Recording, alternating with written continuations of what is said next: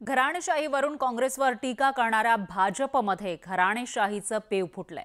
नांदेडच्या लोहा नगर परिषद निवडणुकीमध्ये भाजपनं एकाच कुटुंबातील 1-2 नव्हे तर तब्बल 6 व्यक्तींना उमेदवारी दिली आहे। त्यामुळे पार्टी विथ डिफरन्सचा विरोध मिरवणाऱ्या भाजपवर टीकेची झोड उठली आहे।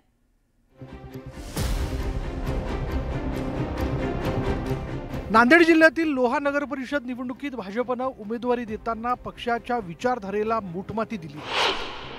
भाजपनं सूर्यवंशी कुटुंबातील 6 जणांना उमेदवारी देत जणू नवा विक्रम केला।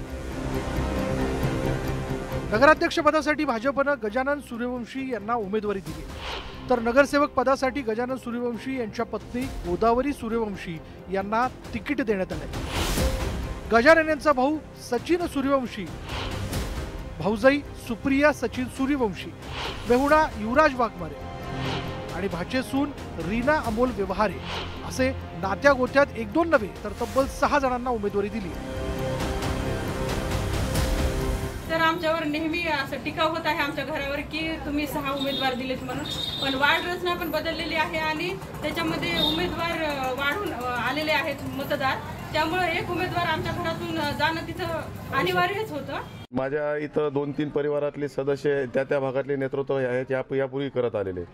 1995 पासून माझ्या घरातले 2-3 सदस्य अलग अलग ठिकाणी प्रतिनिधित्व केलेलं आहे आणि लोहा सभागात राहिलेला आहे। हे लोहा शहरातील सर्व जनतेला माहीत आहे। आता हे विकासाचा आणि त्यांना काही मुद्दाच नाही आहे। लोहा कंधार मतदारसंघ हा राष्ट्रवादीचे आमदार प्रतापराव चिखलीकरांचा राजकीय गड मानला जातोय, पण नगरपंचायत निवडणुकीत भाजपनं स्वबळाचा नारा बुलंद केला।